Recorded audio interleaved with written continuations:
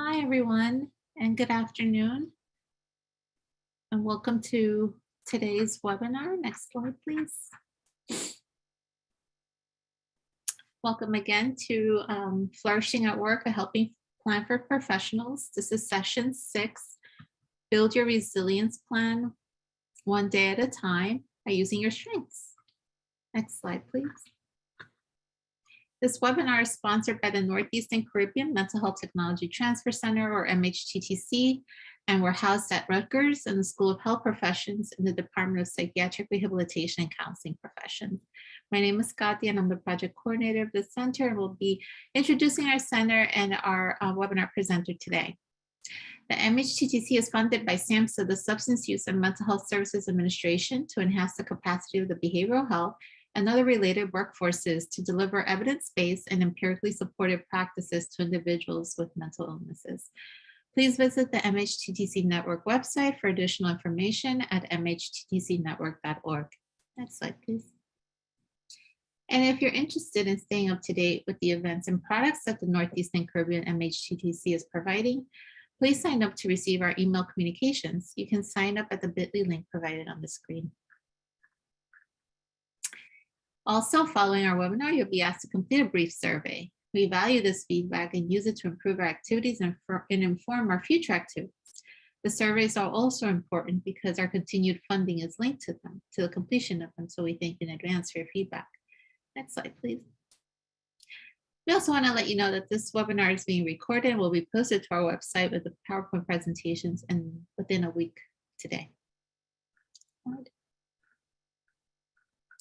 This presentation was prepared for the Northeast and Caribbean Mental Health Technology Transfer Center under a cooperative agreement from the Substance Abuse and Mental Health Services Administration.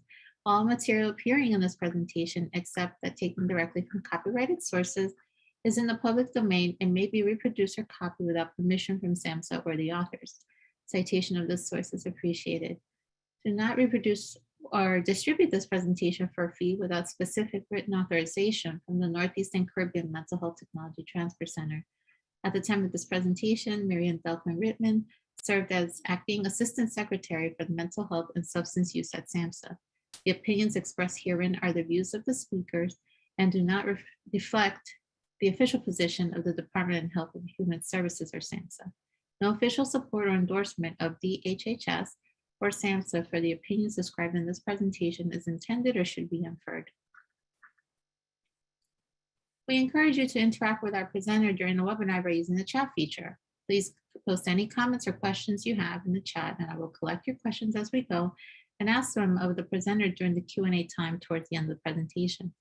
During the webinar, our presenter may pose questions to you, as well as poll questions, so please use the chat feature or respond to the polls when prompted. Thank you. The MHTTC network uses affirming, respectful, and recovery-oriented language in all activities. This includes language that is strength-based and hopeful, language that is inclusive, accepting of diverse cultures, genders, perspectives, and experiences, language that is healing-centered and trauma-responsive, language that invites individuals to participate in their own recovery journeys, language that is person-first and free of labels, non-judgmental and avoids assumptions, and language that is respectful, clear, and understandable and consistent with their action, policies, and products.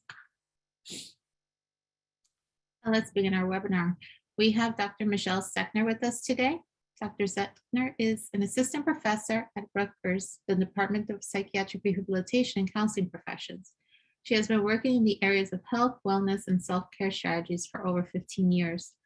Her work has centered on helping people living with mental health conditions, their family members, and the staff who support them. Dr. Sechner has worked in a variety of settings, both community and inpatient mental health settings, nursing homes, and in-home services. In her current role, she works with a wide range of mental health professionals, providing consultation, building staff resilience, and flourishing. She also teaches students and conducts research on motivational health and wellness practices. So at this time, I'm going to turn it over to Dr. Sechner. Welcome again.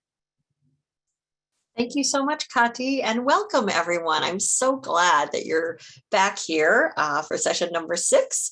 This is going to be a fun session, I think, putting it all together. I tried to sort of think about the pieces that we need to move our flourishing forward, because that whole series, the series that we've been conducting, is about building our flourishing at work. So a few things that we're going to talk a little bit more about today is that deep dive into personal strengths and how we can use them to flourish. We're also going to talk about building our own readiness. And I imagine that many of us are motivators and readiness builders for other people. And I'm now here for you to help you feel a little bit more ready to build a flourishing plan for yourselves. And we're also going to talk about why that is a good idea, which I think we probably all know why building plans and goals is important. But let's talk a little bit more about it for our own perspectives. And lastly, we're going to talk about building a flourishing plan for ourselves and actions that we can take each day.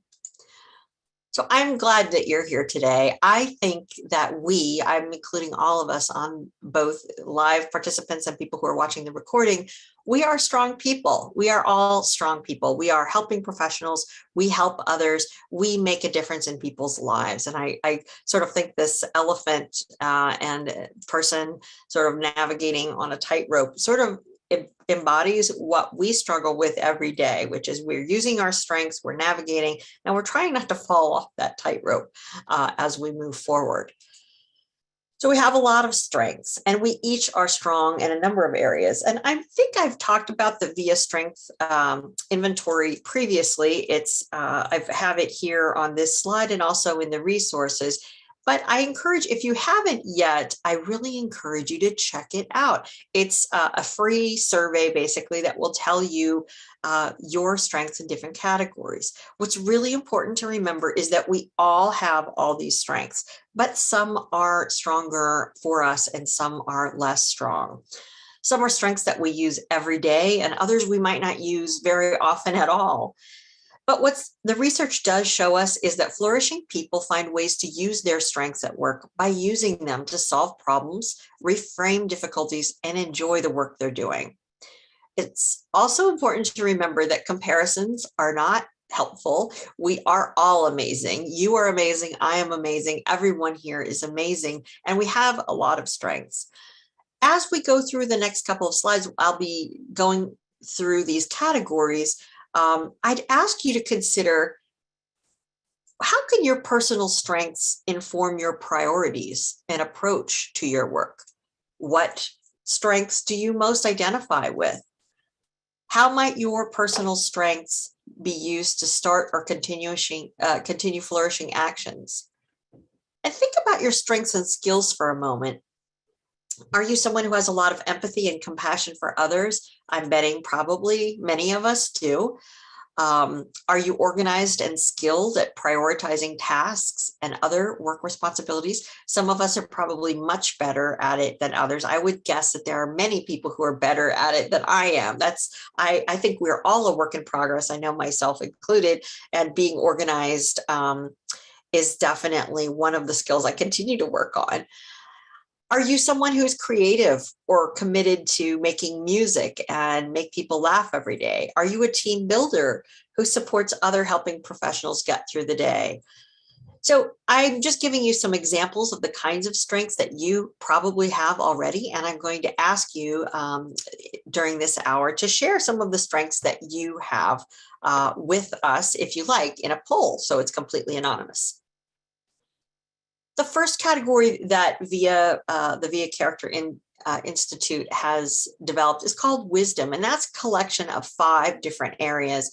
I think when I looked at these strengths, I thought, you know what, this is really about our thinking and how we approach information to make decisions and organize the way we understand new information. I suspect for many of us as helping professionals, we're constantly using our creativity, curiosity, perspective, and judgment each day. So creativity is sort of the new ways of doing interesting things and being original and or adaptable. Curiosity or exploring and discovering new information. It could be seeking new experiences or just wanting to build your knowledge.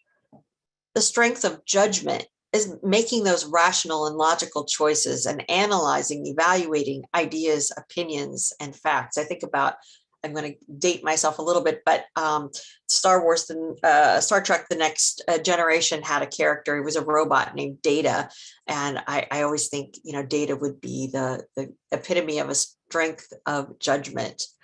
A love of learning means passion for learning, a desire to learn just for learning's sake. And perspective, having that ability to see the bigger picture in life. And I suspect that as helping professionals, many of us in mental health, in education, in health, we are able to see that forest through the trees. And we can kind of avoid getting hung up on those small details when there are bigger issues to consider. And it also might mean offering good advice to others, which I suspect that many of us often do in our roles as well. And then courage, oh my goodness, being that candle in the dark of bravery, facing your challenges, threats, or difficulties. I think that's a really important strength. And I imagine many of us have built that up over the last few years during the pandemic and during all the challenges we faced. It also can mean acting on a goal, even when it's not popular, or facing fears. And bravery really could be something like physical bravery. If you think about firefighters or soldiers or police officers, you could think about psychological bravery of being able to face painful aspects of oneself and trying to change, or moral bravery, and speaking for what's right, even if it's not necessarily a popular opinion. So different kinds of bravery as strengths. There's also honesty, and that's when you present yourself in a genuine and sincere way without pretense and take responsibility for yourself and your actions. Thinking about that, I imagine again that many of us in helping professions tend to be fairly honest, which is a good trait and a good strength. And it can make people feel more trusting in us, right?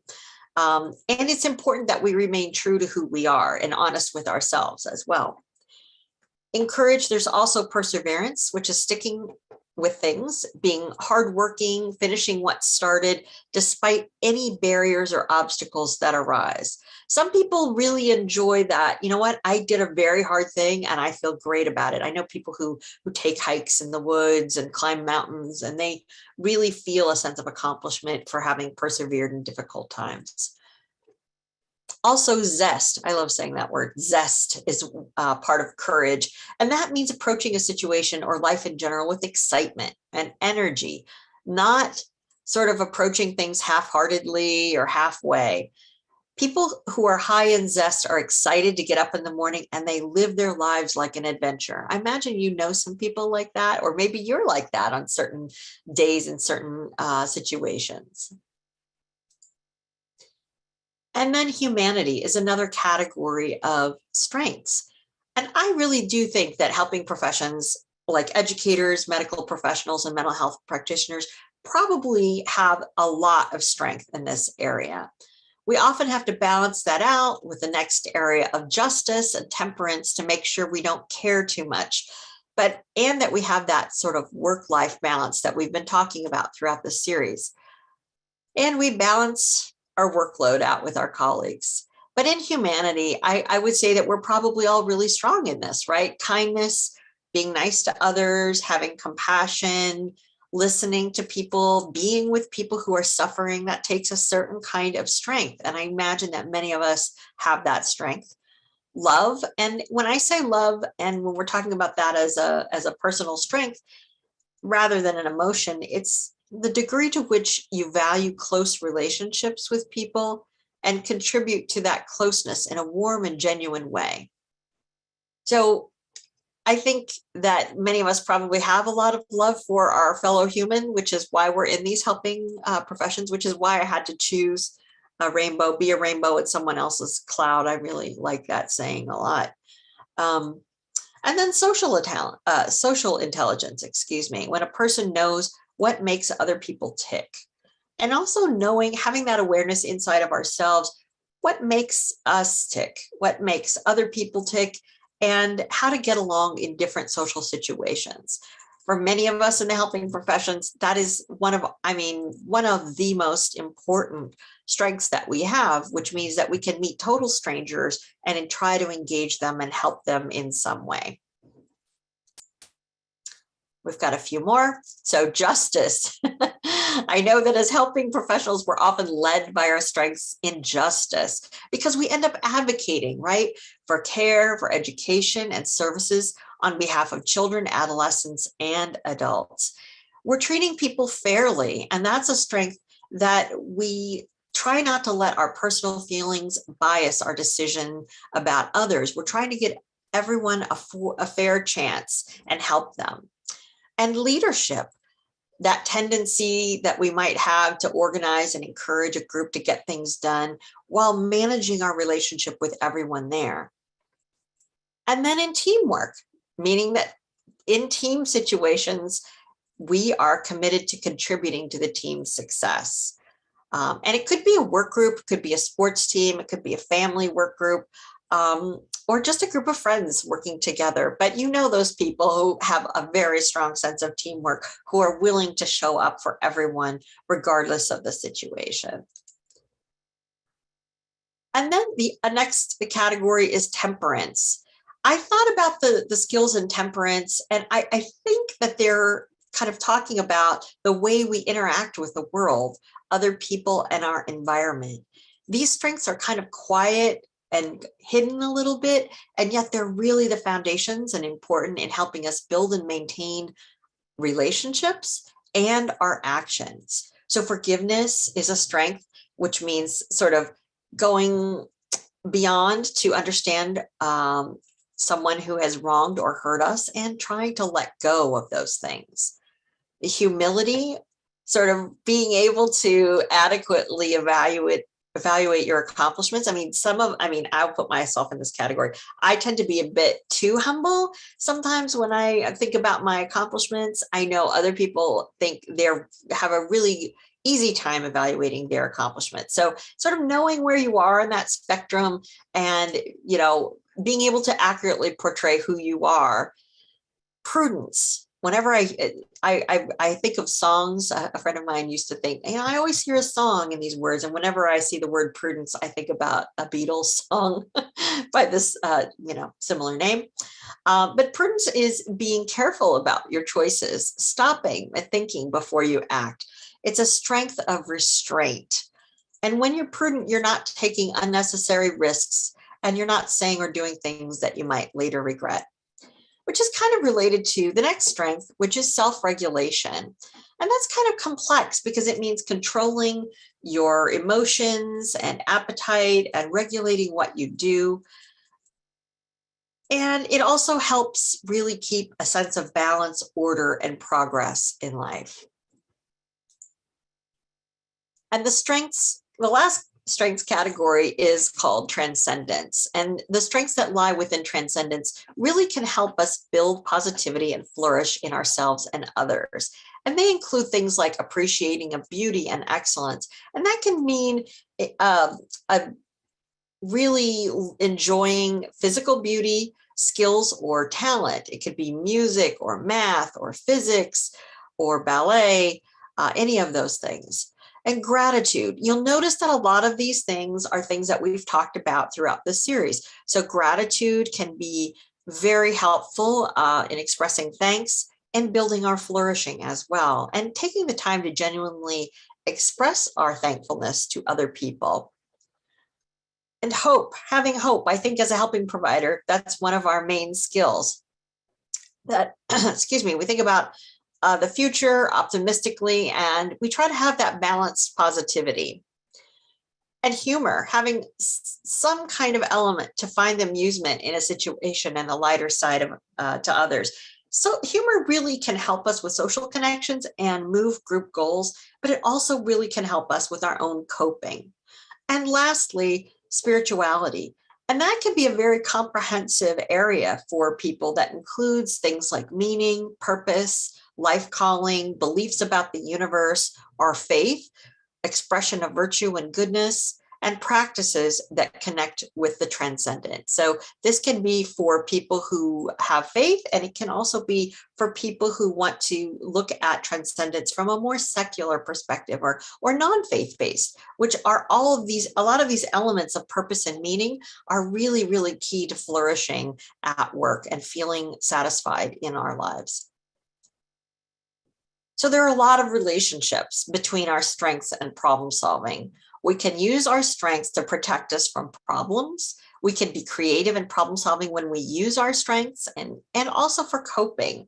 Think about people who have a good sense of humor at work, or express gratitude, who offer forgiveness or lean into that teamwork. People who have social intelligence and perseverance. These things all really can push us through or help support us when we are helping others. Our strengths build our values and how we approach life and our work. Our strengths can build our relationships with the people we help, and also, of course, our coworkers and supervisors. Lastly, strengths really help us feel more satisfied at our jobs. VIA Institute reports that workers who use 4 or more of their strengths at work each day have a more positive work experience and report their work as being a calling in their life. So it's important to remember that those strengths are not only who we are and what we're good at, they also can build us up and support us. So now I want to hear from you. I've been talking a lot. Where are most of your strengths? So if we could start poll 1, please.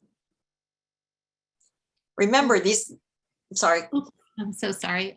Poll 1 has been launched.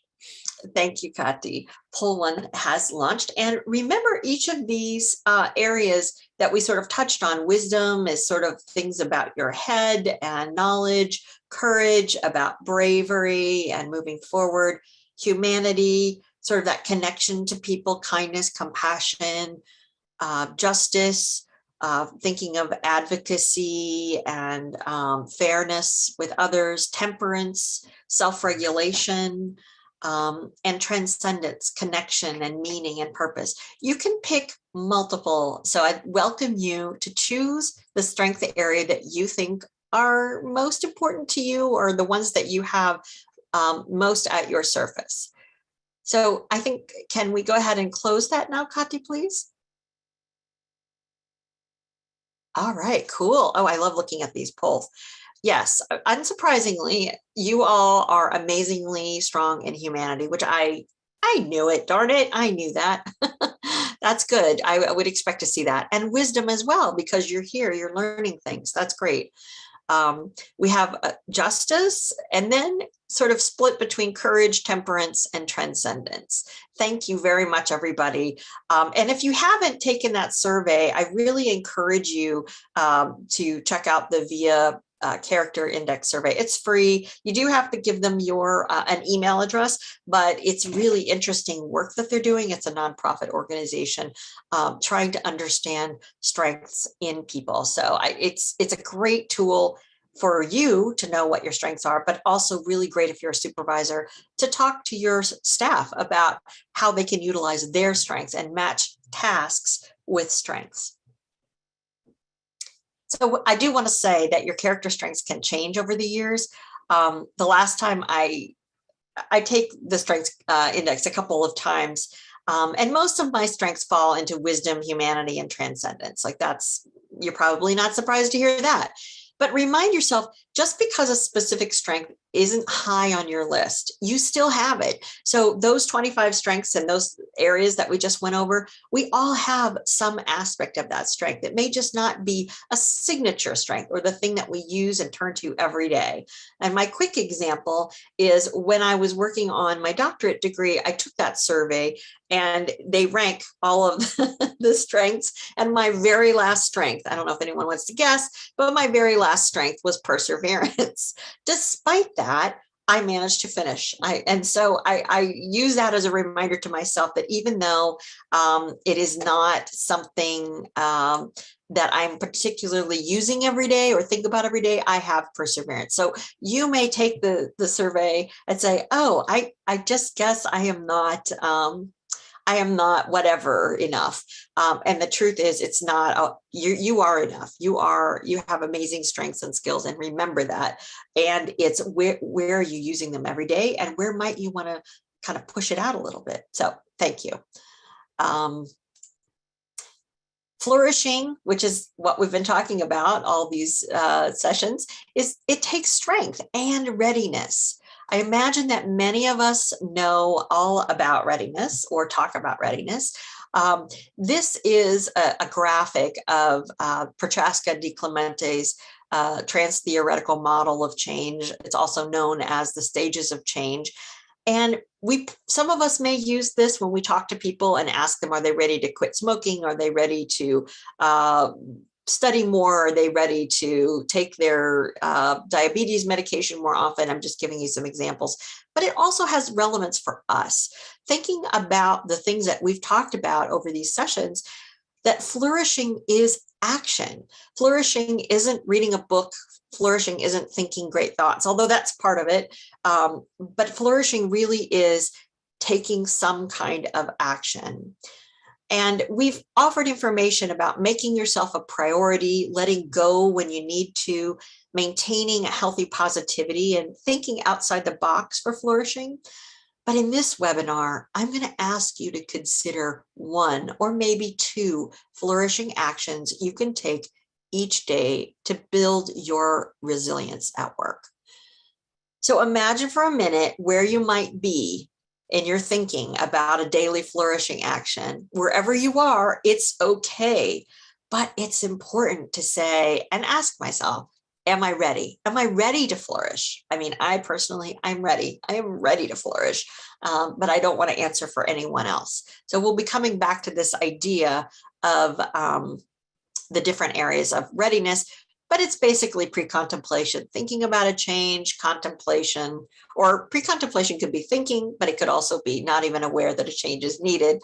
Contemplation could be thinking about that change, considering it, preparation, building a plan, action, doing something, maintenance, keeping it up, and relapse. Oh my goodness, that can mean that sometimes we fall off the truck and we don't do the great thing that we had decided we were going to do, which sometimes spurs us back into action, and it's a cycle. So we are going to talk about readiness a little bit more. Changing or doing new things to build a habit can be a challenge. Just look at diet and exercise industries. It just takes practice, right? Just like riding a bike, it takes practice. Building our own motivation to make any changes is really important. And I think that anytime we want to do something new, if we're going to take some flourishing actions, right? It means asking ourselves some questions, some open-ended questions. For example, why? Why am I interested in flourishing? Why am I interested in doing more flourishing actions? How would taking a flourishing action help me at work? And that is going to be completely personal, and you don't have to put that in the chat, but I do encourage you to think about that. There is sometimes a disconnect between wanting to take action and actually taking that action. Has anyone ever experienced that? I mean, if I was in an audience, I'd be like, that would be me, right? I think about taking actions all the time, and I often fall, I don't ever make it to the action phase. So this session is going to offer you some strategies to think about how to make a plan for yourself, because we know that actions support flourishing. As I said, it's not something that we can think about, it's something that we do. I saw a really interesting social media post that was titled, "Want to feel better? Take out the trash." And I was like, what? But what they were basically saying is that we really have to take some kind of actions. And, our behaviors sometimes influence our mood. And having reminders, encouragement, support, and momentum. So thinking about flourishing, I really am curious about what you might think. I've got you another anonymous poll. And this is about your readiness and thinking about flourishing actions. I'm curious about this idea of flourishing actions. And I'm not going to give you the answer of what that would look like, because it's going to look like whatever it looks like for you. I'll give you an example. But when you think about adding or maybe expanding the things that you're already doing for yourself to flourish more, how ready are you? Are you already doing things? Are you thinking about it? Are you gathering ideas and resources? Are you looking for that motivation to start again? I know I was there January, February, I was looking for some more motivation, or maybe all of the above. So I encourage you to go ahead and vote on the polls. And I do want to talk a bit about the idea of readiness building. So I'm in the field of psychiatric rehabilitation, which means helping people sort of get back to where they once were or where they want to go. So I've read a lot about motivation and thinking about readiness. One area that I think can be really valuable is finding those rituals that kind of put me in the mood or build my readiness and motivation. It might be tying one action to another action. For example, I like to take a walk in the morning. I like to take a break. I take a walk break basically. And I am not always enthusiastic about this activity. I'll be honest with you. Particularly today here by me, it was really cold. I had my coat on and I was freezing. So what I like to do is I take that walk and I listen to a positive psychology podcast. And that feels like a win-win because I'm getting myself out, which is a flourishing step for me. Because whenever I go for a walk, even 10 minutes, my thinking is better. I feel calmer. I am more creative. I'm more productive. It really helps me think things through. I benefit. It makes me flourish. It really does. But it's not always something I would do left to my own devices. If I listen to a podcast, that's something I don't usually let myself do because I've got life, I'm working, I've got my family, I'm dealing with things.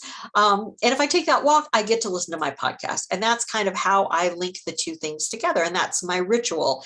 I know that if I go for a walk in the morning, I'm going to give myself a really some kind of podcast that's going to feed me, that's going to nourish me, that's going to replenish me and encourage my flourishing.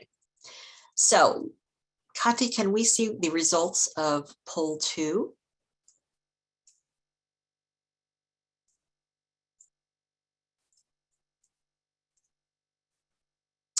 Cool. Okay. I see a lot of people gathering ideas and resources.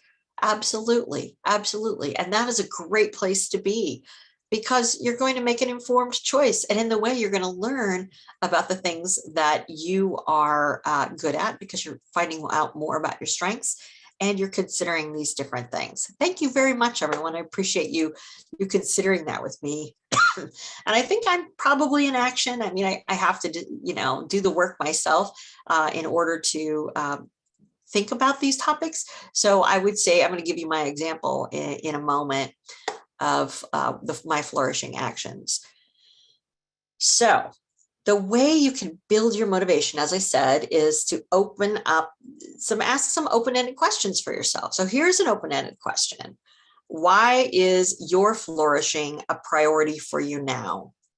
For some helping professionals, prioritizing flourishing might be due to feeling sick, unmotivated, experiencing burnout, or even considering leaving their jobs. But I'd like for you to think about why you are choosing to make this a priority now and continue to remind yourself of this if you choose to work on a flourishing plan. If you're feeling stuck, unhappy, or maybe just some of the other emotions that we haven't talked about, that might be your reason for making the change now. In the chat, if you like, I welcome you to write a few words on why flourishing is your priority.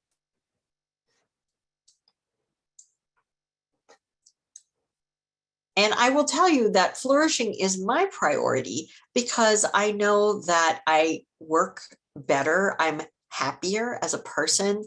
I'm more invigorated by the work that I do. I am better at my work when I pay attention to my flourishing. I've had those experiences of feeling burned out and unhappy in a job and considering leaving and unmotivated. And it's not a very pleasant place to be. And I know I'm sort of singing to the choir here as helping professionals. But the interesting thing is that many of us probably know a lot of these strategies, and we aren't always wonderful at applying them for myself. I'm just speaking for me, and I'm putting it out there that I think that some of you might, be experiencing some of that ambivalence, as they would say, about considering actions for flourishing. Yes, and so some folks are thinking about new work. Some folks are thinking about healthy work environments and the importance of that. Absolutely. And people reporting feeling less irritable and more emotionally available to the people one supports. Absolutely. When you're working with people and you're having a bad day, I always used to say this to the folks when I was doing work in the hospitals, the psychiatric hospitals, because when staff came in and they were not having a good day, man, all the service recipients, they knew the staff was not having a good day. And it means that we're more effective. Also, oh, thank you. It's so nice to hear that people want to remain teachable. That love of learning, that's a strength. So remaining open and curious to what happens in our life. It means that change is less painful. It means that we can keep going in our careers that sometimes we feel are a passion and a calling for us. And definitely trying to practice what you preach. Let me tell you, this is very important, right? We make much better helpers when we help others, and being the best that we can at doing our jobs. Thanks everybody for your thoughts on this. Another interesting consideration I'd like you to think about is making flourishing a habit. So I'm asking you to think about one or two flourishing actions, whatever that looks like for you. But what happens if we do that day in, day out? Those become habits.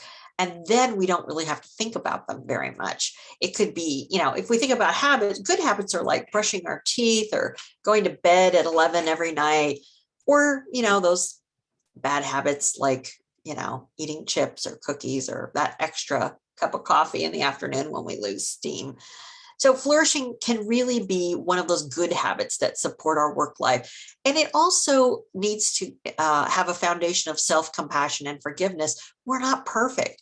We often, as helping professionals, spend our careers helping other people, giving advice, supporting others, being that strong person, having hope. And we have to turn that lens and reflect it on ourselves as well, and remind ourselves that we also can make mistakes and recover, and we can have hope for ourselves. Trying something new can take some bravery. And, has anyone ever tried something new and then sort of like, oh, this is not working well for me? But as a habit, it can be very helpful to focus on very specific actions. There's a great ebook that's listed in the resources by Christine Carter, and it's very long, but it's quite good. It's about 70 pages, and it's how to build new habits, like building positive habits. And her recommendation really is focusing on the specific actions that will make the most difference for you, that are positive for you, and starting very slow. She recommends less than 5 minutes, which I thought was fascinating, but under 5 minutes, and linking that action to some kind of quote trigger. And she gives some great examples of, if you want to get back to the gym, hanging your gym bag on the back of the door, or putting her walking shoes right next to the door along with her dog's leash or something like that. So you can think about, how do you connect two things so it becomes a positive experience instead of a negative experience. Thinking about your own habits. And I know that you have probably some rock star flourishing actions taking place in your life right now. What are those? What are the things that you're doing right now to make your flourishing happen? And are there any habits you would like to develop? I know for me, I'm pretty good at walking because I focused that attention on it. And I try to meditate about once a day, and trying to turn off my email after 6 p.m. I'm fortunate I'm able to do that. But I really need to work on to develop some better work-life balance. habits, and getting better at saying no, and reminding myself that these flourishing actions are going to help me. So those are some things that I need to work on. So how does a plan help you? There's so much research and literature out there about the importance of creating goals and plans. A plan can help you set goals. It can really be that roadmap for how you want to live your life. Because we are helping professionals, I'm leaning into that because that's who we are. We're not great sometimes at making ourselves a priority. Sometimes we are, but sometimes we may let our own needs fall off of our priority list. So introducing new actions to focus on our own flourishing, it requires a lot of effort to overcome that inertia and patience and the ability to persevere. We have to remind ourselves of the priorities that we have. If we say that our own flourishing is a priority, I'll be honest with you, my own flourishing is very important to me. And it's also very important to my employer that I flourish, because I'm much happier, I'm much more productive, I'm much better at engaging people, I'm much better at all of the things that I do. I'm also very invested in the flourishing of my colleague Kati, who is on this webinar with me, because when I'm invested in my coworkers' flourishing, I'm also creating a good work environment, and I'm creating sort of a flourishing environment, right? So those are priorities for me. It also, goal setting, when you set a goal and you achieve it, it just feels awesome. And that improves our self-efficacy, our confidence that we can do things that we want and achieve things that we want. And also sort of having that progress, tracking that progress, it can be sort of fun and gamified, if you will, like what successes have you had? Where are you going with that? And I think by committing to our own flourishing, we talked about this just a moment ago, we're really committing to becoming better helpers. So how can you exercise self-compassion and kindness to yourself and others as you move forward? And how might you see challenges and setbacks as opportunities for growth, strength development, rather than a failure? Those are some hard questions. And as this napkin says, a goal without a plan is just a wish. So let's get to some of the plan. So I was wondering what a plan for flourishing might look like if it was presented as a map, and what locations what I need to visit each day to feel like I'm making myself a priority and I'm feeling like I'm flourishing and feeling resilient. So I dropped some pins for some reminders to myself. One is to walk 10 minutes. I actually try to walk 15 or 20, but I was just trying to use an example. Walk 10 minutes, excuse me, eat my lunch. That sounds ridiculous, but I imagine that there are people here who understand the challenges, the very real challenges of taking time for lunch. I have always worked through lunch. I mean, I would eat at my desk, I would eat at my computer. And the last month, I'm trying out an experiment for my flourishing to step away, to go outside because it's getting nicer where I live, to listen to a podcast maybe, to talk with someone on the phone or in person, to really take that time off. So 15 to 20 minutes where I'm really taking a lunch, which sounds crazy, but I've never been very effective at taking a lunch. Using my strengths every day, reminding myself of the strengths that I have. I think to remind myself, wow, what are some of my top strengths? Like one of my major strengths is love of learning, and thinking, okay, how can I make this an opportunity to learn more? Or using my creativity, how can I use my creativity for this challenge right now? Having self-compassion, remembering that I don't have to be perfect, connecting with a coworker, making sure that I'm having some social support and engaging with my colleagues. And then, here in the middle is this remind myself that I am a priority park, because I forget that, and I don't go to that park very often, but I'm trying to see it at least in the distance often during the day. So we created a plan. I worked on a plan that all of these questions are listed in the plan. I'm going to show you, and we'll give you the website location. We have a tool now for a flourishing plan for helping professionals. That's really hard for me to say. I don't know why. So the sample plan, and these are the same questions that you'll find on the tool. So don't panic. What daily flourishing actions would you like to begin or broaden? So I'm assuming that we're all using a lot of flourishing actions, and maybe we just want to push ourselves slightly to go in another direction. So I just used my example of a daily walk for 10 minutes for reflection about work. I could do this in the morning, or I could do it at the end of the day. I have to sort of think a little bit more if I'm going to use this as a tool for myself. How will you know if you achieved your goal? These are just classic goal setting strategies and goal accomplishment strategies that I imagine many of us use when we help others, but they're very good for ourselves, and maybe you use them. Tracking using my calendar, right? But there are a lot of other ways to track. I don't know if anyone has ideas about how you, or can give us ideas how you track your goals. I would love to see that using your phones or your watches, or paper and pencil, or journals, or any other ideas that you have for tracking goals. That would be great. And then you might remember, or not, we talked about this thing called WOOP, right? Which is Wish, Outcome, Obstacle, Plan. And WOOP has a very fancy science name, and of course, I can't remember right now, but the idea is that it helps people set goals and make a plan for the challenges that could get in the way. So if I'm going to WOOP my life, right? If I'm going to WOOP it up, I am going to make sure that I kind of think about through what could be the challenges that get in the way.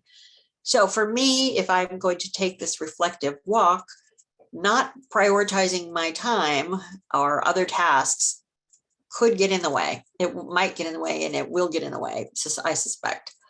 But then I'm going to say to myself, all right, so what are some ways you can overcome these difficulties?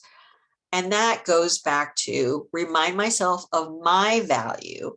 Like, I am important, I am a priority, and the values that I hold, which is some of my values are I want to be a strong person and support others. And in order to do that, I need to make sure that I'm attending to my own needs. So how can I overcome some of these difficulties? I can remind myself of my values, and I can also walk during my lunch break. So again, I'm trying to remind myself to get away from my desk at lunch and take a lunch, and I could maybe do some walking.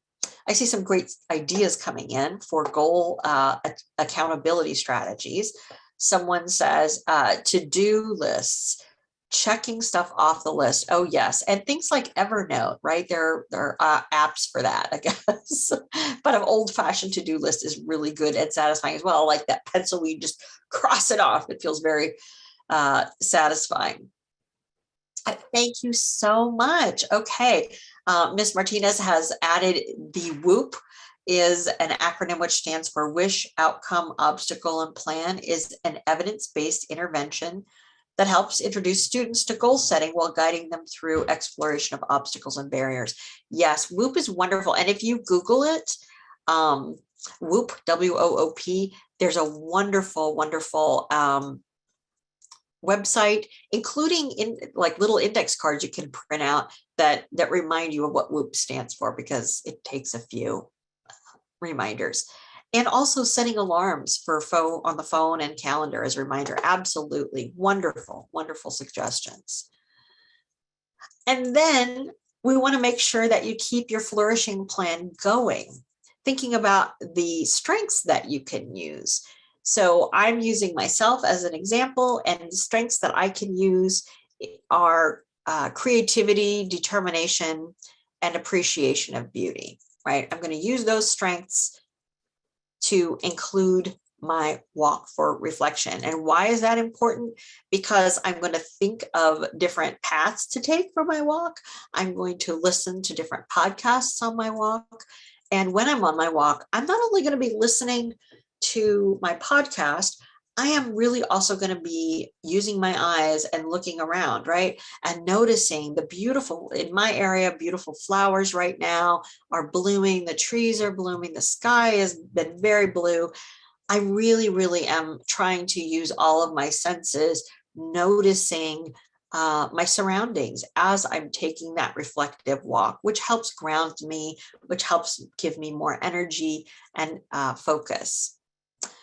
It's also really important to think about the resources you have to keep your plan going. So thinking about who can cheer you on. I thought about this and I thought, well, I have my friends, supervisors, coworkers, and family who can remind me of that walk that I want to take, that reflective walk.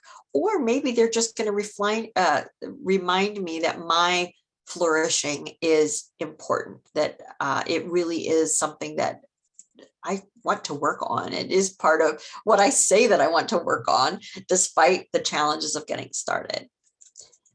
And then how can you keep a focus on flourishing? Because sometimes it's easier to get something started, but it's even harder to keep it going over time. And these sort of ways to check in with myself, I could ask myself on Fridays, like, how did I do? How do things go? Review my calendar for any check mark. I might put a symbol for my reflective walk. I might want to celebrate my success. I might be like, wow, look at that, a month and a half of walking reflectively. Hey, you know what? I think it's time to buy some fancy socks or some new walking shoes, or maybe it's time to grab an ice cream or a frozen yogurt, or give myself a day off. Who knows?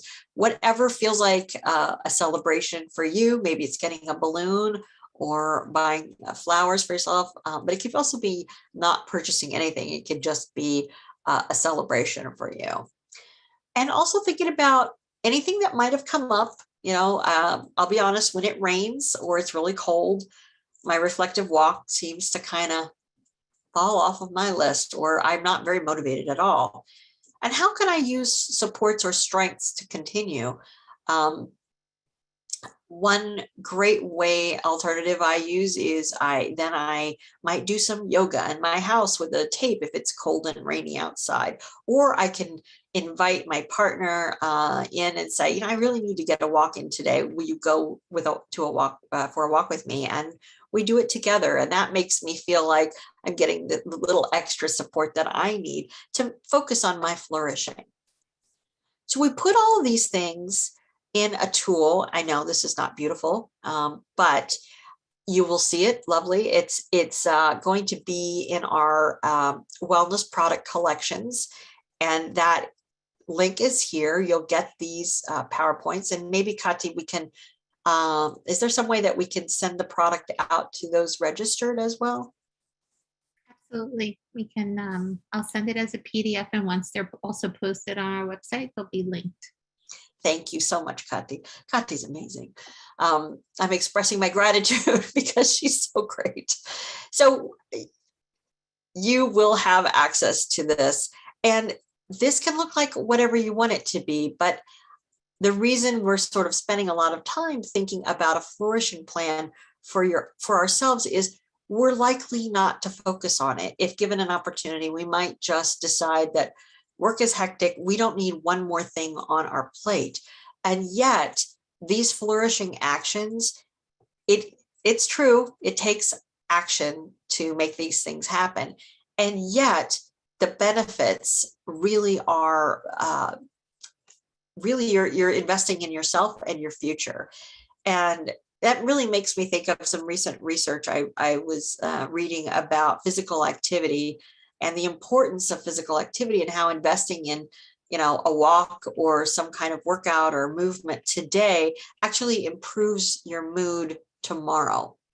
So it does build up your positive emotion in the moment, and it has an impact even on the next day on your mood. So sometimes when I take a walk and I'm really not feeling it, I say to myself, you know what, you're doing this for tomorrow, which is an odd way to feel motivated, but it does actually motivate me. So, and this tool will have a lot of the tips that we talked about. It also has sort of the 6 steps. I'm just going to go back here. It has these questions, the sample plan, and you're encouraged to use it if you find it helpful and or adapt it for this situation and surroundings that you're in. So the summary for this really is our strengths are important to support us at work and at home. They're the foundation of who we are. We all have signature strengths. We all have 4 or 5 areas where we're like, yep, that's me. That's me in a nutshell. And there are other areas that, we have, and they may be a little less prevalent, and that's okay. But it's so valuable to connect the things that we're really good at with our jobs. And I think a lot of us do that naturally. We find the things that we're really good at. And building readiness can help us feel motivated to take action. So we talked about readiness, how it's hard to be more ready. And it is yet something that we are probably very good at helping others with. And now let's work on it with ourselves. And the way we can build our readiness is ask ourselves open-ended questions. Why is this important now? How will flourishing actions make my work life better, more interesting? What do I want to try as a flourishing action? And lastly, I'm going to leave you with the idea that, of course, a flourishing plan will help us remind us to take those flourishing actions and help us sort of be accountable to ourselves. I really encourage you to choose you every day by using your strengths and taking small actions that keep you flourishing. So I open it now. I know, Kati, you have some things you need to let us know, and if there are any questions. Yes, thank you, Michelle. Scanning through the chat box in this moment, and we're having a lot of wonderful comments about WOOP, W-O-O-P. And then also in the chat box, I also dropped the link to a short evaluation survey. I saw a comment in the chat box that I wanted to see if maybe you could expand upon. I see someone saying I guess they were making a distinction between the ability to thrive at work through retirement versus feeling of slogging through. What would you say are some practical suggestions to feel more alive, I guess, and more connected to work, so it doesn't feel like you're just going through the motions? Yeah, that's a really good question. And I think one strategy that I've seen and I've used myself is to ask myself, why am I doing this? And I don't mean, why am I doing this, but just sort of curiously, why am I doing this work? What brought you here in the first place? And why have you chosen to stay? And how do these things connect with your personal values? I think that really can help people feel more connected. Absolutely. And I also see other comments in the chat referring to refusing to stay in a toxic work environment and considering other work options as well. Now, in the age of the great reprioritization, that's also known as the great resignation, that more than ever has been a current theme. What would you say, like, for people who are considering re-examining their values and looking at whether or not it aligns with their current place of employment? What are maybe some strategies to maybe reframe our thinking a little bit? Wow, that's a huge question to unpack, Kati. But I will say that for people who feel that sort of stuckness, I would really encourage them to talk to someone, to talk to people in their lives about the choices that they have in front of them, and think, honestly and carefully about what do they want in their lives, what is important. And again, I'm going to go back to values, because to me, I do my work because I'm a values driven person. I'm doing my work because I care about other people and I want to make a difference in the world. And you need to know what your values are. And if your workplace aligns with your values, if they use your strengths and allow you the freedom to be creative in the way that you want. And if it's a good fit, sometimes workforce stuff, it's just not a good fit. It may be that your strengths, your signature strengths don't match with the work tasks at hand. And if they really don't match and can't match for whatever reason, I'll give you just a quick example. If you are a creative type like me, and if I were and for a while I was in a job where I was doing, sort of a lot of forms and a lot of bureaucratic stuff, that just was not in alignment with my values or my strengths. So finding that good fit, I'd really encourage you to reach out and talk to an employment specialist. They're pretty amazing. Folks at the Division of Vocational Rehabilitation or other kind of employment specialists can really help you. If you want to do more of the self-help route, you could try What Color Is My Parachute? That's kind of an old book, but it's pretty good because it gets at what do you like to do, what's important to you, and how do you want to use what you have and what your strengths are in the world. Wonderful. Thank you, Michelle. So if we could advance the slides a little bit. Sorry. Yeah. It's okay. No problem. So before we leave for today, I just wanted to remind everyone, the next one, please, that we have a podcast with Michelle toward wellness and recovery on our podcast channel. And it is part of our Flourishing at Work webinar series. And you can find this podcast on Spotify, Apple Music, and Podbean. Next slide, please. Yeah, and one of them is actually on Whoop. So just FYI. Yay. Wonderful. So just wanted to thank everyone for being with us today. Thank you, Michelle, for providing us with this wonderful webinar. We hope that you have found this webinar and its content very valuable, and we hope to see you at our next upcoming events. And we hope that you continue to stay safe and well. Be well, everyone. Thank you. Bye-bye. Flourish on.